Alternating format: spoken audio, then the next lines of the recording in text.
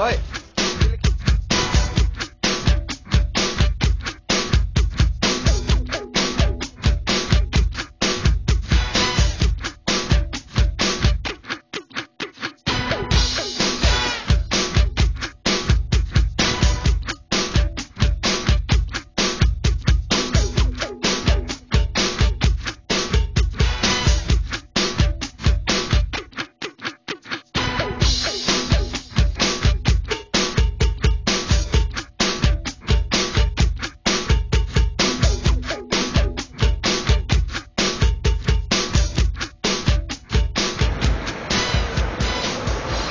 I've come to see the doc, and this brain knows what he's talking about. I am a psychiatrist working for Antenna Outreach Team. That means I'm medically qualified and I've decided to specialise in diseases of the mind. Safe, Doc. Tell us what draw does to your brain then. Cannabis has loads of effects on the brain, loads of effects on various parts of the brain. The active ingredient in cannabis is something called tetrahydrocannabinol. You what? Don't you mean THC, bros? Yes. But when people smoke me, they're always happy. There's no violence, Doc. Sometimes can make you chill down. However, for other people, they can make them lose contact with reality completely. They can become paranoid, and if you have enough of it, you can start having hallucinations. So you can see things, hear things, and you can really be out of it. So tell me, Doc, can people get addicted to me? Any drug that your body gets used to having, when you stop having it, your body starts saying, hey, where is it? I want a bit more of that. I quite like that feeling. And that's what happens with cannabis. But I'm better than smoking a Benson or any other cigarette, right? If you could smoke the cannabis, in theory, without the tobacco, then it would be, in theory, better for you than just smoking a cigarette by itself. But in practice, no one does that. People have been enjoying my company for time, no, Doc. Back in the day, it was all gravy. What's changed? The thing that's bad for you, as in the 5-THC, 1960s, there are about 10 milligrams in a spliff. Year 2000, there's 150 milligrams in each spliff. People talk about genetic engineering. Well, DNA technology has been used to increase the amount of cannabis that's in a cannabis plant. Tell me, Doc, are there any long-term side effects of smoking a bit of the old Mr Spliffy? Some people, if you take enough cannabis over a period of time, then they get depressed. You about double your chance of getting depressed. Uh-huh. But what about the people that take it when they're ill? Some people who have back pain and some people who have other illnesses, or cancer and stuff like that, who have pain, find that taking cannabis makes them feel better. And there are loads of reasons why that could be, because it has so many effects in the brain, but also because it is something that relaxes the muscles and relaxes you.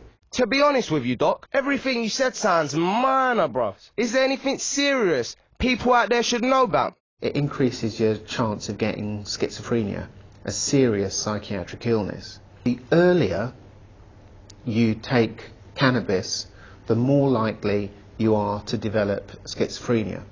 And when I mean early, I mean under the age of 16. The studies show it's that people who've taken 20 to 50 spliffs before the age of 18 have 6 times the risk of developing schizophrenia than people who don't. You what? You telling me all my customers are going to go crazy? Don't get me wrong. I mean, everybody who gets paranoid on a spliff is not going to develop schizophrenia. Most people who get paranoid on a spliff are going to have no problems whatsoever, no serious long-term mental illness. But you don't know, if you're the guy who gets a bit paranoid, whether you're the person who's going to be developing schizophrenia or not. Alright then. So what's the deal with schizophrenia? What it is people really detaching themselves from reality. So people get delusions, they get hallucinations, like they hear voices when people aren't there. They might get delusions and think that, well, they're the President of the United States or something like that. Safe, Doc. So what are your final words of wisdom for my peeps out there watching this? There are 2 times when your brain is really developing. One is when you're in utero, between the 0 and 12 weeks, and your brain's developing, and it's developing fast. And at that time, You really don't want to have the influence of drugs on your developing brain. So if you're a mother and you've got a kid in utero, you don't want to be taking drugs. The second time is when you're maturing for adult life, and that's about the ages of 14 through to about 18, 19, and your brain's changing at that time. It's the second stage of big brain development ready for adult life, and you don't want to be dropping a lot of drugs at that time because you can mess up your brain structure forever.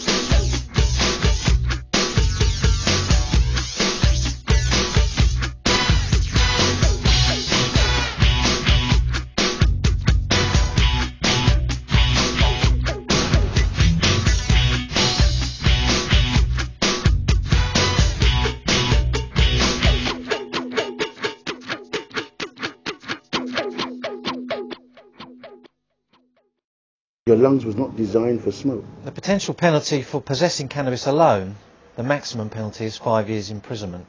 The question is how much risk you want to take, really. Now you know the real me. You still want me?